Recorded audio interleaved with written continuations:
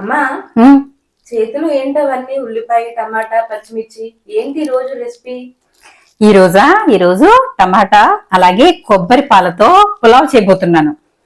చాలా చాలా టేస్టీగా ఉంటుంది. అసలు వట్టిదైనా తినేయచ్చు. కూరగాయలు ఏమీ లేనప్పుడు ఒక్క కొబ్బరికాయ ఉంటే చాలు, టమాటా కొబ్బరి పాలతో పులావ్ అదిరిపోతుంది. మరి ఇది పూర్తి ప్రాసెస్ ఏ విధంగా తయారు చేసుకోవాలో చూద్దామా? Welcome back to my channel.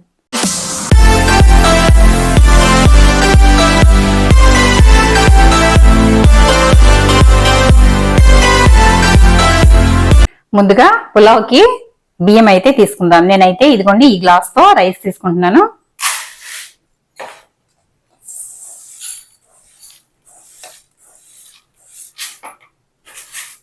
ఈ గ్లాస్ తో 3 గ్లాసుల వరకు రైస్ తీసుకుంటున్నాను.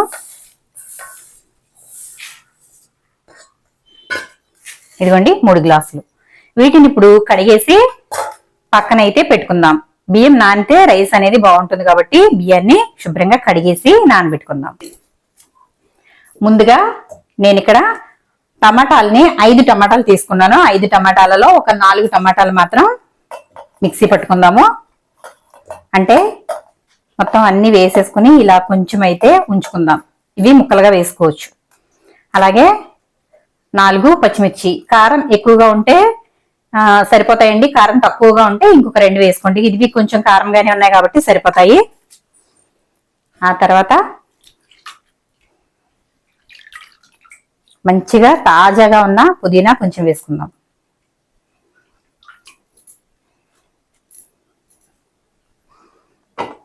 అలాగే మసాలాలు తీసుకున్నాను. మసాలాలు ఇప్పుడు ఇందులో మాత్రం దాల్చిన చెక్క వేసుకుందాము. దాల్చిన చెక్క 1, అలాగే లవంగాలు నేను ఇక్కడ ఒక 10-12 వరకు తీసుకున్నాను. ఇందులో ఒక 7-8 వరకు వేసుకుందాం. 8 వేసుకున్నాను, 2 ఉంచాను. ఆ తర్వాత ఇదిగోండి యాలకులు ఒక 6, ఇదిగోండి 8 వేసాను. ఇందులో ఇప్పుడు మనం లవంగాలు, చెక్క, యాలకులు మాత్రమే వేసుకున్నాం. ఇవన్నీ కూడా మసాలాలుగా వేసుకోవచ్చు. ఇప్పుడు ఇది మిక్సీ పట్టేసుకుందాం. ఇది మిక్సీ పెట్టేసుకున్నాం కదా, ఇలా మెత్తగా పేస్ట్ మాదిరిగా పట్టేసుకున్నాం కదా. ఇప్పుడు ఇది పక్కన పెట్టుకుందాం. ఇది పక్కన పెట్టేసుకుని ఇప్పుడు స్టవ్ అయితే వెలిగించేసాను. నేను గిన్నె అయితే పెట్టేశాను. రైస్ కి ఇది ఫ్రీగా ఉడికితే బాగుంటుంది కాబట్టి నేనైతే ఈ గిన్నె పెట్టుకున్నానండి. ఇది కొంచెం వేడవనిద్దాము. ఇప్పుడు ఆయిల్ వేసుకుందాం. మనకి పులావులు కానీ బిర్యానీలు కానీ ఏమైనా ఫ్లేవర్ రైస్లు చేసుకున్నప్పుడు కొంచెం ఆయిల్ ఎక్కువగానే పడుతుంది కాబట్టి కొంచెం ఆయిల్ ఎక్కువ వేసుకున్నాను నేను. ఇప్పుడు ఆయిల్ అయితే కాగిపోయింది. మసాలాలు వేసేసుకుందాం. ఇక్కడ మరాఠీ మొగ్గ, అలాగే కొంచెం షాజీరా, ఇది జాపత్రి, అలాగే అనాస్ పువ్వు, ఒక 2 వరకు లవంగాలు, దాల్చిన చెక్క, ఇవి ఇందులో వేసేసుకుందాం.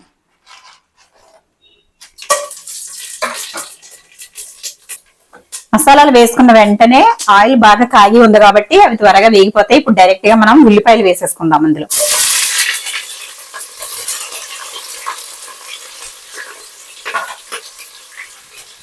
ఉల్లిపాయ వేసాం కదా, ఇప్పుడు ఒకసారి కలిపేసుకుందాము.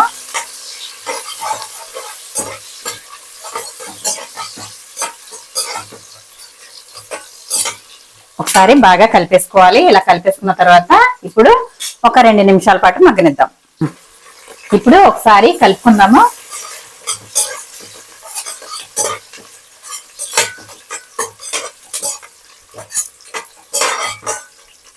చూడండి ఒకసారి ఉల్లిపాయ ఈ విధంగా మగ్గింది. ఇది ఇంకొంచెం ఎర్రగా మగ్గనిద్దాం.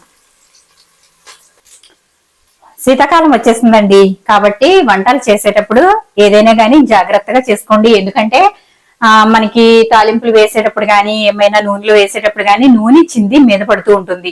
అలా పడిందంటే ఈ చలికాలంలో చాలా ఇబ్బందిగా ఉంటుంది.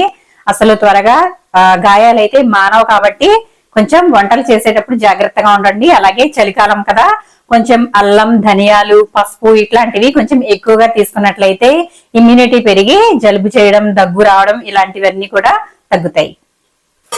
ఇప్పుడు ఒకసారి కలిపేసుకుందాము. ఇదిగోండి ఉల్లిపాయ అయితే చక్కగా మగ్గిపోయింది. ఇలా మగ్గింది కదా, ఇప్పుడు ఇందులో అల్లం వెల్లుల్లి పేస్ట్ వేసుకుందాం. 1 స్పూన్ అల్లం వెల్లుల్లి పేస్ట్ వేస్తున్నాను. నేను ఇక్కడ పెద్ద స్పూన్ తీసుకున్నాను. ఈ పెద్ద స్పూన్ తో 1 స్పూన్ వేసాను. అలాగే ఇంకొంచెం వేసుకుందాం. ఇప్పుడు ఇదంతా కూడా ఒకసారి బాగా కలిపేసుకుందాం. మంట హై ఫ్లేమ్ లో పెట్టుకోవాలండి. ఇలా చేసుకునేటప్పుడు మంట హై ఫ్లేమ్ లో పెట్టుకున్నట్లయితే మనకి మసాలాలన్నీ కూడా చక్కగా ఆయిల్లో బాగా వేగుతాయి. చిన్న మంట మీద కూడా వేగుతాయండి, కానీ మనం వంటని బట్టి మంట అనేది ఉండాలి. ఎందుకంటే ఇది ఆయిల్లో వేయించుకునేటప్పుడు హై ఫ్లేమ్ లో పెట్టుకుని మసాలాలు వేయించుకుంటే, లేదంటే పోపు అయినా గానీ అది వేసుకున్నప్పుడు హై ఫ్లేమ్ లో పెట్టి వేయించేటప్పుడు చక్కగా మంచి ఫ్లేవర్ అనేది బాగా వస్తుంది. పోపు కూడా చాలా మంది మాడిపోతుందేమోనని చెప్పి చిన్న మంట పెట్టి దాంట్లో వేయిస్తూ ఉంటారు. అది మనం తాలింపు వేసినప్పుడు సౌండ్ రాదు, అలాగే స్మెల్ రాదు. కాబట్టి పోపు అంతా వేగేదాకా హై ఫ్లేమ్ లో ఉంచి అప్పుడు చివరిలో సిమ్ లో పెట్టేసుకుని పోపు వేసుకున్నట్టయితే గనక చక్కగా మంచి ఫ్లేవర్, పోపు ఫ్లేవర్ అనేది మనం వేసుకునే పదార్థానికి, అది పప్పుచారు అవనివ్వండి, పచ్చడి అవనివ్వండి, ఏదైనా గానీ చక్కగా పోపు అనేది పడుతుంది. ఇప్పుడు చూసారు కదా, నేను హై ఫ్లేమ్ లో పెట్టాను. ఇదిగోండి చక్కగా అల్లం వెల్లుల్లి 1 నిమిషంలో వేగిపోయింది. చూడండి ఒకసారి ఎంత చక్కగా వేగిపోయిందో కదా. చూడండి 1 నిమిషంలో మీతో మాట్లాడే లోపు ఇదంతా కూడా వేగిపోయింది.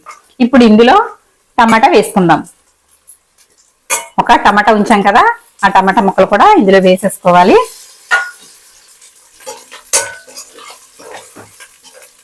ఇది కూడా 1 నిమిషం పాటు వేగనిద్దాము.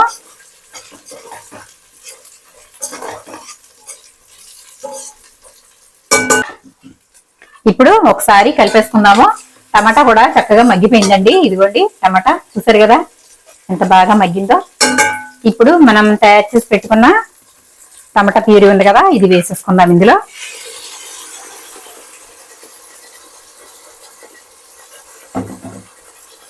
ఇదంతా వేసుకున్నాక ఒకసారి ఇలా బాగా కలిపేసుకోవాలి.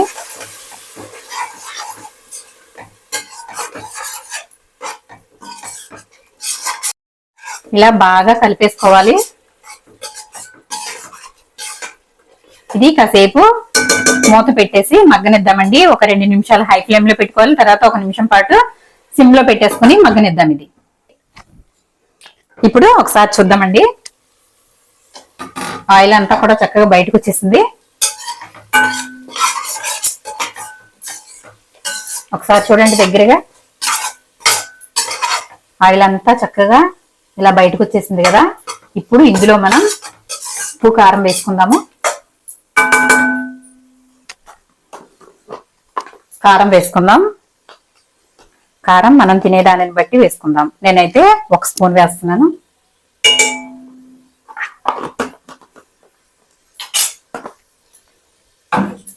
అలాగే పసుపు ఒక 1/2 స్పూన్ వేసుకుందాం.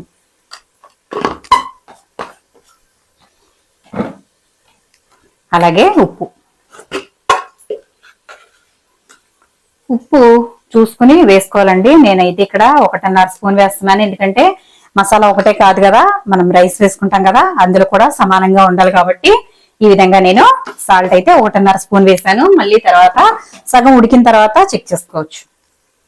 ఆ తర్వాత ధనియాల పొడి ఇదిగోండి, ఈ స్పూన్ తీసుకున్నాను. దీంతో ఒక 2 స్పూన్లు 3 స్పూన్లు వేస్తున్నాను. మనం 3 గ్లాసులు బియ్యం తీసుకున్నాం కదా, గ్లాస్కి 1 స్పూన్ చొప్పున. ఇప్పుడు ఇదంతా ఒకసారి కలిపేసుకుందాం. ఇప్పుడు ఇదంతా బాగా కలిపేసుకున్నాం కదా. ఇప్పుడు ఇందులో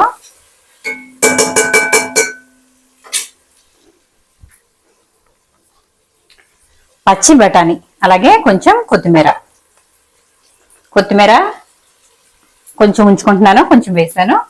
మనం రైస్ వేసుకుంటాం కదా, అప్పుడు వేసుకోవచ్చు. ఇదిగోండి బఠానీ. ఇది పచ్చి బఠానీ అయినా పర్వాలేదు, లేదంటే ఎండు బఠానీ అయినా పర్వాలేదు. నేను అవి కొంచెం ఇవి కొంచెం తీసుకున్నాను. మీ దగ్గర ఏదో ఒకటి ఉంటే వేసుకోవచ్చు. ఇదంతా ఒకసారి ఇలా బాగా కలిపేసుకోవాలి.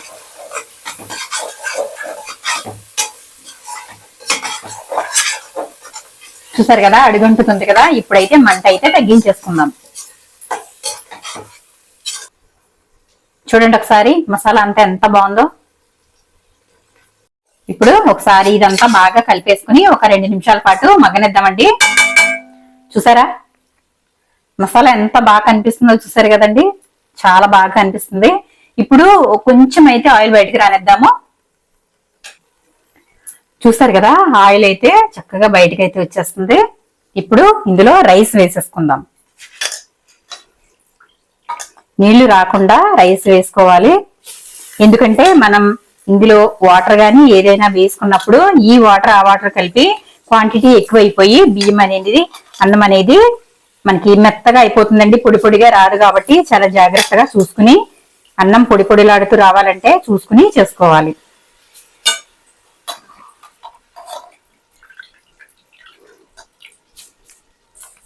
నేను ఇక్కడ సన్న బియ్యంతో చేస్తున్నానండి, సోనా మసూరి బియ్యంతో చేస్తున్నాను. మీకు ఒకవేళ బాస్మతి రైస్ కావాలంటే గనక దాంతో కూడా చేసుకోవచ్చు. బియ్యం వేసేసాం కదా, ఇప్పుడు ఒకసారి బాగా కలిపేసుకుందాం.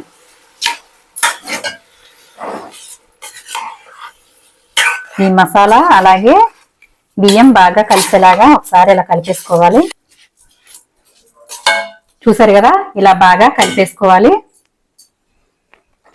ఇలా కలిపి ఒక 2 నిమిషాలు మూత పెట్టేద్దాం. ఇప్పుడు కొబ్బరి పాలు పోసుకుందాం.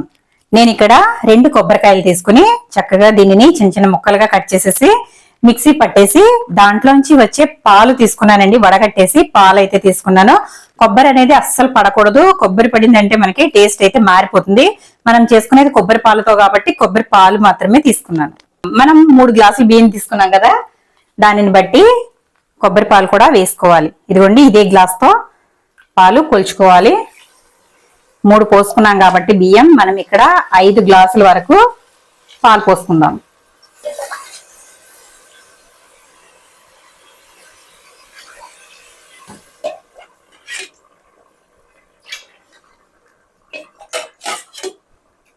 ఇదిగోండి 5.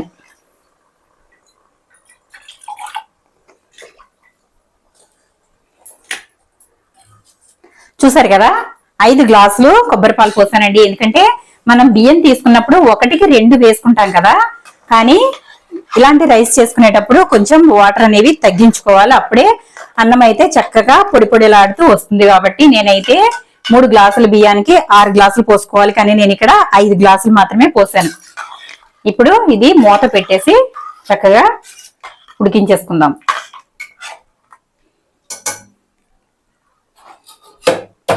మూత పెట్టేద్దామండి. సగం ఉడికిన తర్వాత ఉప్పు అయితే ఒకసారి చెక్ చేసుకుందాం. ఈ రైసు లంచ్ బాక్సుల్లోకి, లేదంటే ఏదైనా నాన్ వెజ్ కర్రీలోకి, లేదంటే ఎవరైనా వచ్చినప్పుడు అప్పటికప్పుడు చేసి పెట్టాలంటే గనక కొబ్బరి పాలు తీసేసి ఫ్రిడ్జ్ లో పెట్టేసుకున్నాం అనుకోండి, ఎప్పుడంటే అప్పుడు వాడుకోవచ్చు. అలాగైతే చక్కగా ఈజీగా చేసేసుకోవచ్చు. మరి ఇది వట్టిదే తిన్నా కూడా చాలా చాలా టేస్టీగా ఉంటుందండి. నాన్ వెజ్ కర్రీ కూడా ఏమీ అవసరం లేదు. పెరుగు చట్నీ ఉంటుంది కదండి, పెరుగు చట్నీ ఒక్కటి చాలు, ఇంకా ఏమీ అవసరం లేదు. వట్టిదే చక్కగా తినేయచ్చు. లంచ్ బాక్స్ లోకి పిల్లలకైనా పెద్దవాళ్ళకైనా కానీ చాలా చాలా టేస్టీగా ఫీల్ అవుతారు. కాబట్టి మీరు కూడా తప్పకుండా ట్రై చేయండి. ఇప్పుడైతే ఒకసారి రైస్ చూద్దామండి. స్మెల్ అయితే అద్దరిపోతుంది. చూడండి ఒకసారి ఎంత బాగుందో కదా.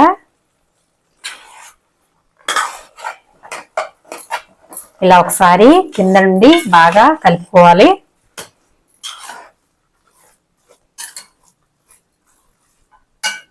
ఇలాంటి సమయంలోనే కొంచెం ఉప్పు అయితే చెక్ చేసుకుందాం.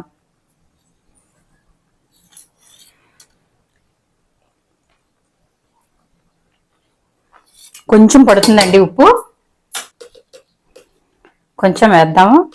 నేను ఇక్కడ 1/2 స్పూన్ అయితే వేస్తున్నాను. అంటే మనం 1.5 స్పూన్ వేసాం కదా, ఇంకొక 1/2 స్పూన్ వేసుకుంటే సరిపోయింది. 2 స్పూన్లు పట్టింది టోటల్ గా.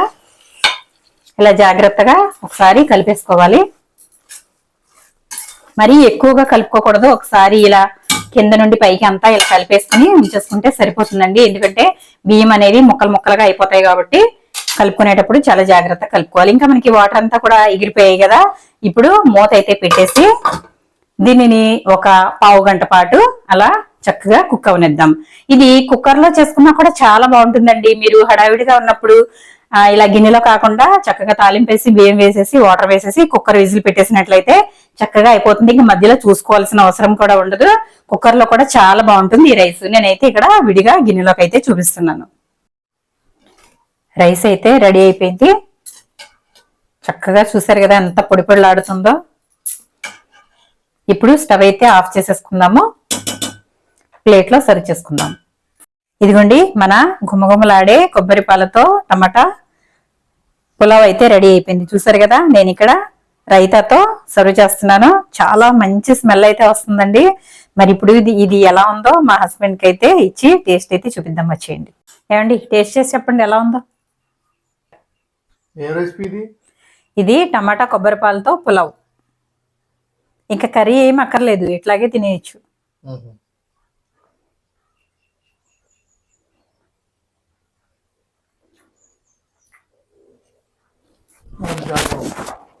టేస్ట్ బాగుందా? సూపర్ బాగుంది. చూసారు కదండి, కొబ్బరి పాలతో టమాటా పులావ్. మరి మీరు కూడా తప్పకుండా ట్రై చేయండి. ఇంకా ఏ కర్రీ అవసరం లేదు, వట్టిని టమాటా రైతాతో చక్కగా తినేయచ్చు. చాలా టేస్టీగా ఉంటుంది. మీరు కూడా తప్పకుండా ట్రై చేసి మీకు ఏ విధంగా వచ్చింది అనేది నాకు కమెంట్ సెక్షన్ లో కమెంట్ పెట్టండి.